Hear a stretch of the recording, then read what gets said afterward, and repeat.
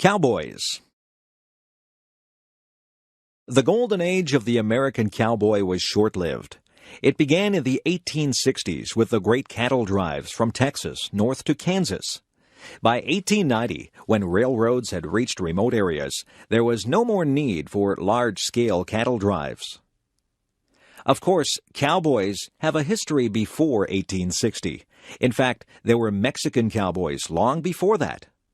The Spanish conqueror of Mexico, Hernán Cortés, brought cattle with him in 1521.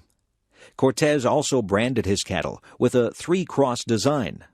The Spanish sharp-horned cattle roamed the deserts and prairies freely. Eventually, they found their way to Texas. American settlers in Texas interbred their animals with the Spanish breed. The Texas Longhorn cow was the result. It was famous for its bad temper and aggressiveness.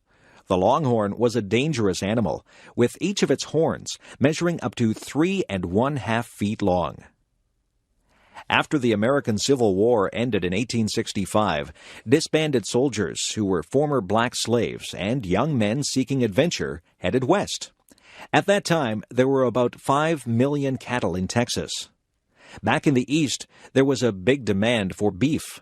By this time, railways from the east extended as far west as Kansas. It was still more than 600 miles from South Texas to the railway. Between the two places, there were rivers to cross, Indian tribes, badlands, and other problems. A fur trader named Jesse Chisholm had driven his wagon north in 1865. Cowboys and cattle followed the Chisholm Trail north to Abilene, Kansas. This cattle trail became the most famous route for driving cattle until it was barred with barbed wire in 1884. In 1867, cattle dealer Joseph G. McCoy built pens for 3,000 cattle in the little town of Abilene. Soon, Abilene was the most dangerous town in America. After the long cattle drive, cowboys who had just been paid went wild. Sheriff Wild Bill Hickok tamed Abilene in 1871 by forcing cowboys to turn over their guns when they arrived in town.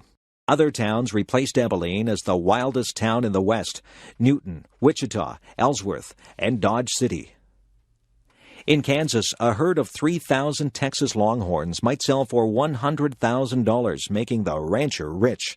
The cowboys might get $200 in wages, which often disappeared on drink, women, and gambling.